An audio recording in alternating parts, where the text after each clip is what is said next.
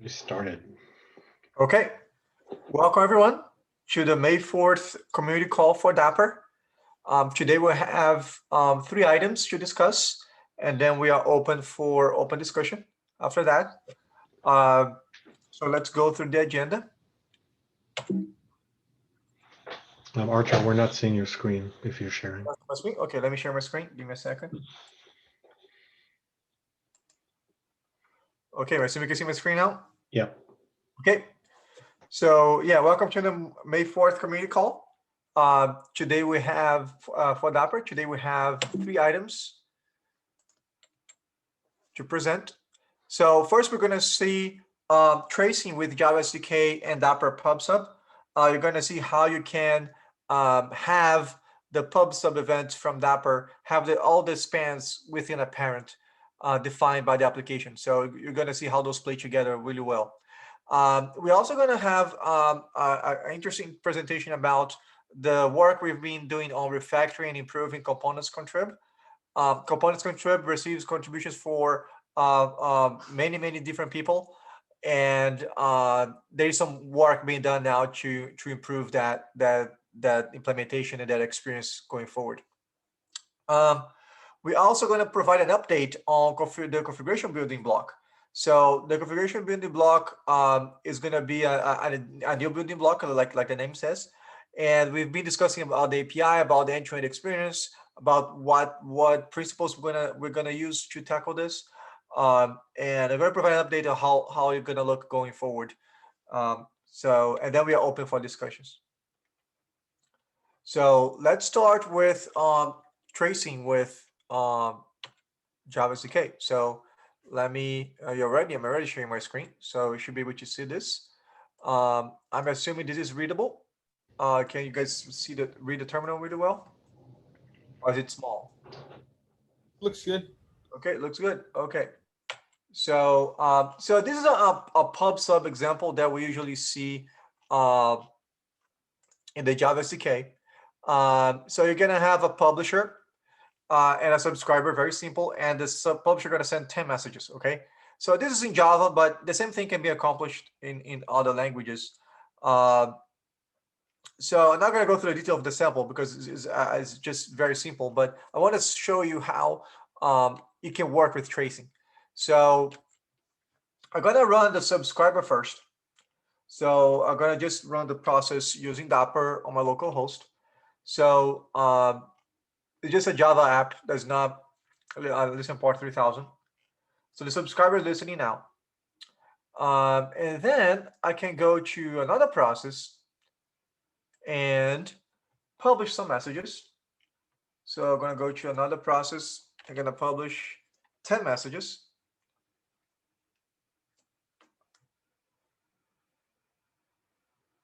Okay, you can see the message being published.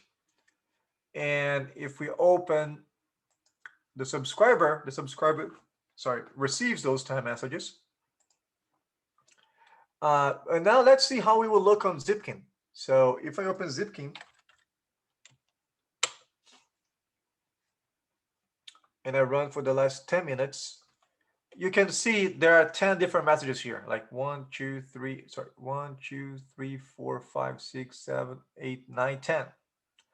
So each one of those PubSub events became an entry here in Zipkin. And this is done automatically for Dapr. So you don't need to do any kind of instrumentation in your app to get this. Dapr will automatically handle tracing for you on PubSub, so you can know when the event was published and when the event was processed. Okay. Now, if I go back to Zipkin, this is all the 10 messages. But now I'm going to run a different example. I'm going to run one where the publisher actually has a parent span. So if I look at the example here, if you look at the code, let me open the code with a second, publisher with tracing. You can see how we create a span right before publishing the messages. And you're going to see how that played together in Dapr. and how this span will now be kind of the parent of every pub sub message that we send. And there's no need to change the configuration in Dapr or anything. It's just a matter of, okay, you instrumented your app, so now the spans created by your app and the spans created by Dapr, they kind of are connected. And this sample shows how to do that with Java. So let me just go here one more time, and I will go and run the other publisher, the one that has the tracing capability. Okay. So we're going to send another 10 messages. A few more seconds. Okay, so we got 10 messages, and the subscriber got another 10 messages. Okay, so now let's see how it looks on Zipkin. So if I rerun my query, now there is a new record here.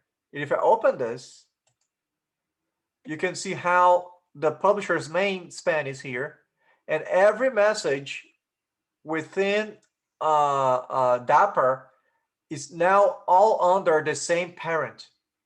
So you can do this, for example, if you want to trace a particular event in your pipeline for your company, you can have a span, and then every subsequent pub sub will have this will be the same parent. So you can trace like multiple stages of your pipeline here if you do it this way. And this, you don't need to change anything in Dapr. The other thing you need to do to have this type of feature is to instrument your application. So that's what I wanted to demo. And do we have any questions in the chat? Okay, no questions so far. So now I'm gonna let Phil talk about components-contrib. Thanks. Let me start sharing my screen.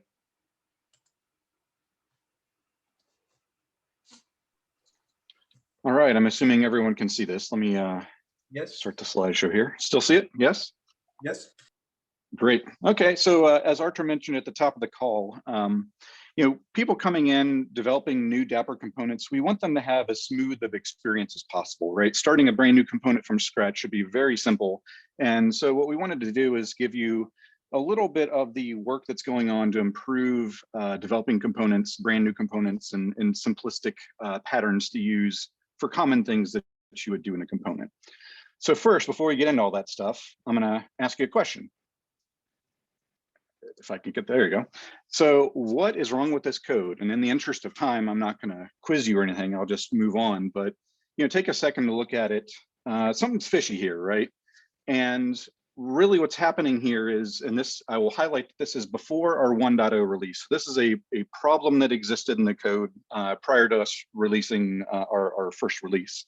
So a lot of the pub sub components and the brokers that we support actually have this notion at the message level that individual messages can be retried. And this is the Kafka component, and Kafka doesn't actually work that way. The way Kafka works is the consumer actually marks its position into the stream where it left off, right? So if you look at this code, what ends up happening is we call your application and say, hey, here's a Kafka message, go and process it. If that handler happens to return an error, we don't mark it, which is, okay, that kind of makes sense. But if you move on to the next message and that one processed successfully, then we mark your position in the stream now 2 ahead. But guess what? We dropped the message that came before this one. So in theory, like really, actually not in theory, in reality, what we were doing is dropping messages and not processing them. So this brought about a concept that we needed in this particular pub sub component, which was retrying. So we don't want to advance on. We want to give each message at least for Kafka, a very healthy chance of succeeding. And really, this can be applied to all the other pub sub components as well, and actually even outside of pub sub components. But let's look at how this can be done differently, right? And so this is going to be something available to all the components. So if you're developing a new component, just if you have retrying concerns in mind, like this is how you would go about doing it. So in all the components, we have an initialization method called init, right?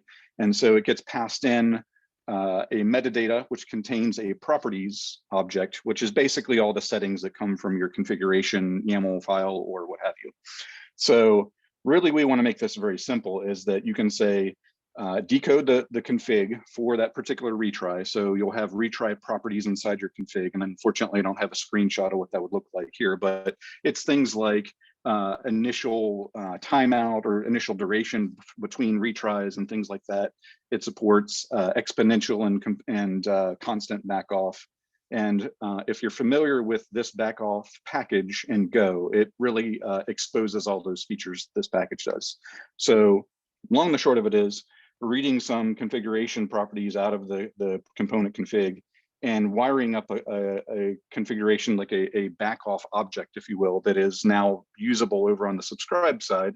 So then you can basically say, for each of the messages you get, there's this little retry .notify recover utility that we have that just wraps that backoff package and gives you a configurable way to do backoff retry behavior in your component. So putting this in gives the Kafka use case ample, like a good opportunity to process that message. And ultimately, if it doesn't process, what really this particular component should do is just stop moving forward in the stream, because you don't want to be dropping messages along the way.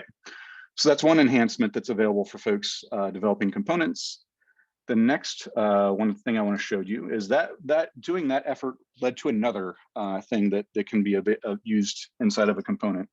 So how could this code be better? And you're reading this code, there's a lot going on here, but if you look at it, it's basically just parsing properties and putting them into some sort of structure that is then used for inside the component to do things like connecting to the broker, connecting to the back end, doing authentication, all those kinds of things, right? So if you look at a lot of the components today, I would say maybe 3/4 of the code or 2/3 of the code is this kind of code. And we can do better. We can actually do something very shorthand inside of our init methods, basically just saying decode the properties directly into some sort of settings object, right? And here's what that settings object would look like. Is again, this is wrapping well-used and well-known Go packages out in the ecosystem. And so here we're just wrapping map structure. And so there's a couple little nice little utilities, like for brokers, that's a comma delimited string. So that will get decoded straight into essentially a slice of string behind the scenes. And so all you have to do is really use struct tags to essentially annotate your settings object. And for the backoff piece or the retry piece, there's a little bit of decoding that happens there.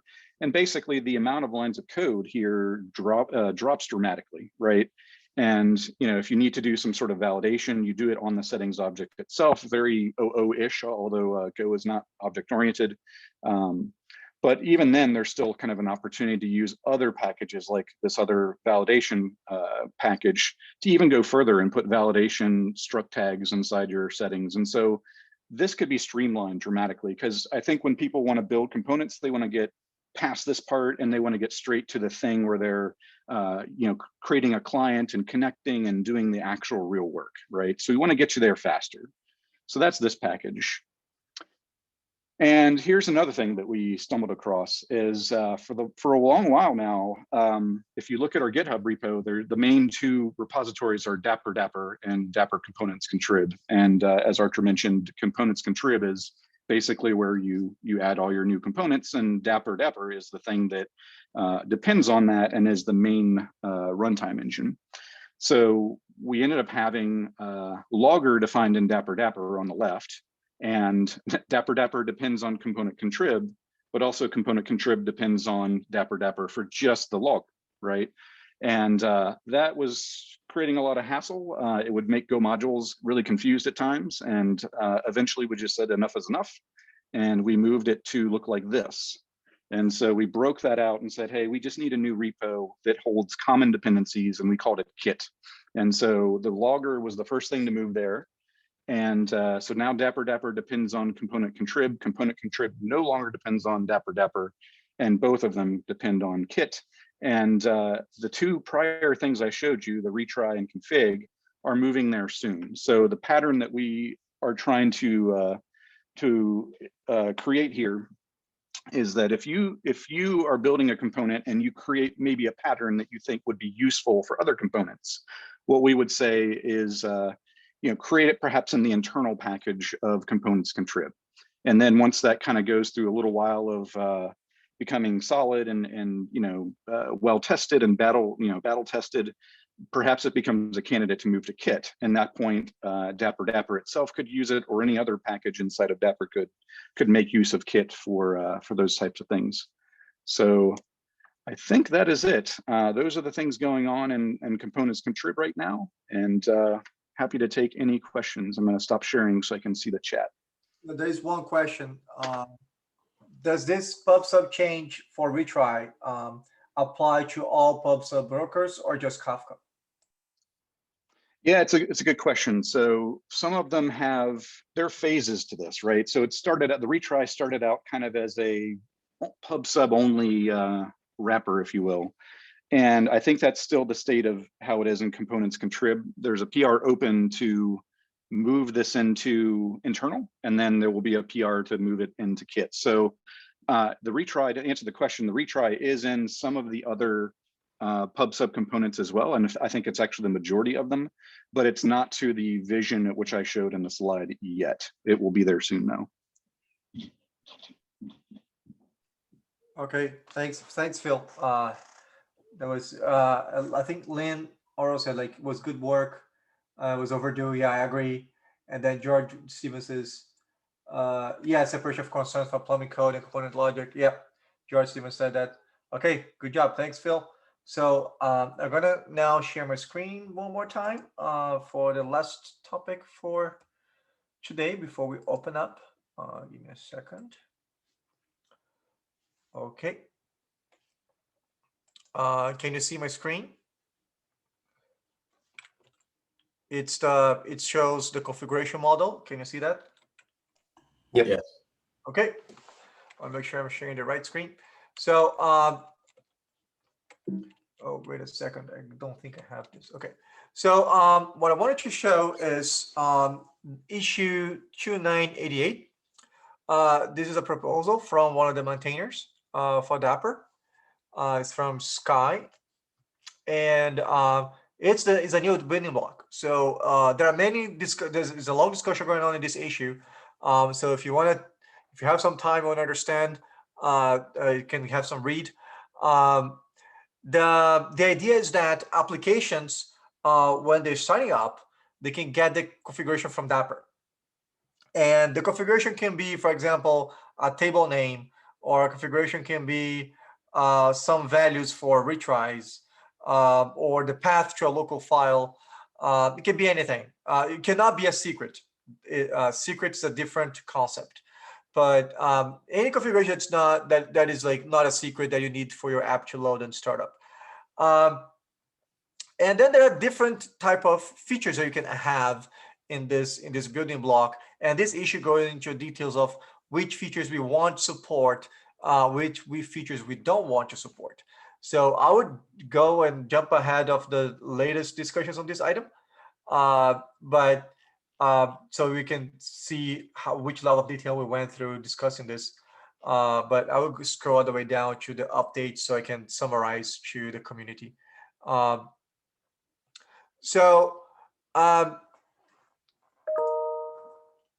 So we want to make sure. So one thing is like, do we support queries or not? Do we have to? Can you list all keys that you need to configure? And there was a discussion about that. We decided that the configuration itself will be a document, and then you can fetch any attribute of that document. So it could represent configuration as JSON or as a YAML, but it's not like a key value store. It's going to be like a document store. So this will simplify a lot on how do you add a new component that implements this building block. So your component does not need to support rich queries anymore. You would just need to support basic CRUD operations, okay? We also would like to make the configuration immutable. So every configuration is a document, it's versioned, and it's immutable. So if you need to change any attribute, that will become a new version of the document and the previous version is not modified. So that was also another key outcome of this discussion. Apps will not be able to modify configuration. So an app can only read configuration. That's the default behavior. If you want to enable apps to write a config, we plan to allow that to be done through an RBAC change, but you need to know what you're doing. So that's not going to be the default behavior. And we expect to offer some sort of admin mode where there's a different experience for setting the configuration. Because it's not very common to see apps modifying its own configuration. Actually, apps needs to read to know the configuration. So the admin mode, it's something that's still open on how that's going to be done. One thing that we came back and forth was related to hot reloading. And let me explain what it means by hot reloading. So if you have multiple apps running and you want to change a configuration, one of the design principles were like, okay, on Dapr, we don't reload any component. If you change anything, you have to restart. And that's on purpose. That's not a missing feature. That's on purpose. It's because you want to really have control on the operation of your app. You don't want your app to have an outage because of a bad configuration. So if you just do a restart, then you can leverage Kubernetes, for example, to do a rolling restart, and you can pause halfway your deployment because you see a problem. But if you don't do that, if you do a hot reload, then you're skipping all those controls that the operation layer provides. And you are basically saying, okay, now restarts all my instances at the same time with the same configuration. And if something goes bad, everything goes down at the same time. But there is some type of configuration that might require hot reloading. So for example, if you're doing an experiment and you want to increase from 3 to 4%, you don't want to do a restart on the whole fleet to expand your experiment for A/B testing. So we decided that we're going to support hot reloading for config, which means an application will be able to watch on a config, see a change, and react on that change at runtime. And so the app itself can restart if he wants to, or he can just do a reload on the whatever code he needs the new config. But again, this will be also some like caveats like, know what you're doing, because there's some risk that you can cause a big outage to yourself. And another thing that we are discussing is about all the different layers, about layers and opinions. So there are like different layers that organizations can have. They can have about application or group or tag. And we are trying to see, and we're trying to make sure that we can now have this opinion in our design. So if your organization has different hierarchies, we want to make sure the hierarchies encapsulate is generic enough that you can bring in your organization hierarchy into a configuration without us enforcing an opinion on it. And last but not least, integration with secrets. Like I said, you should not persist a secret in a config store. But we are thinking about maybe referring to a secret. So you could, for example, have some kind of special annotation that says this value is from this secret store with this key, and then have Dapr to automatically resolve that behind the scenes for you. But that's like a nice to have convenience layer. And here's the feedback from Yaron saying that we don't know exactly how the admin mode is going to work, and hot reloading aggregation. It's another possibility where you could maybe aggregate multiple configurations. So that's what I have for this. Any questions? I'm not seeing the chat, so let me stop sharing my screen.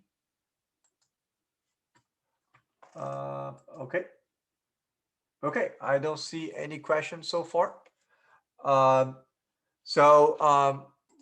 let me share my screen one more time on the next items for the presentation. Give me a second. Okay, so yeah, so we went for tracing, refactoring of components-contrib, and the configuration building block. So now is a time where we open the forum for discussions. Let me open. I think mostly we're also interested in the what Archer just showed. If you have any feedback or anything, of course you can comment on the issue, but feel free to either drop stuff in the chat or let us know. We can unmute you as well.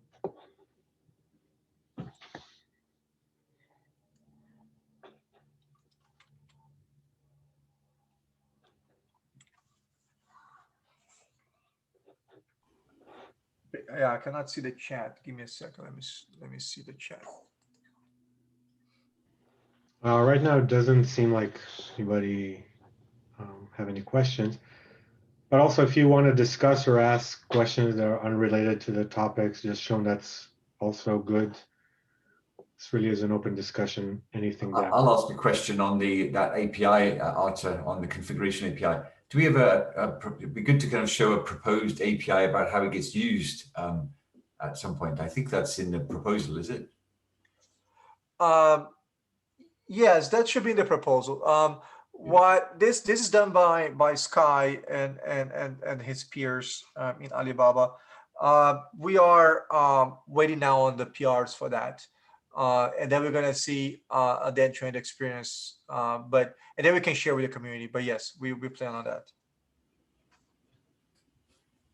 Does that answer your question, Mark? Yes, yeah. I was just kind of saying that you showed some principles of it, about what the principles were, and then there's kind of also the usage of it, a bit like how we have the APIs today.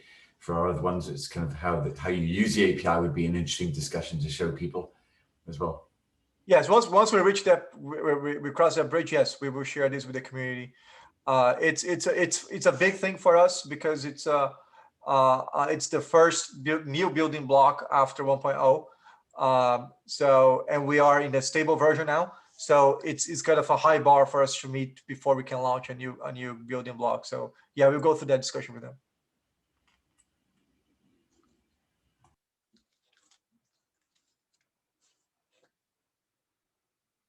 Okay. Do we have any other questions?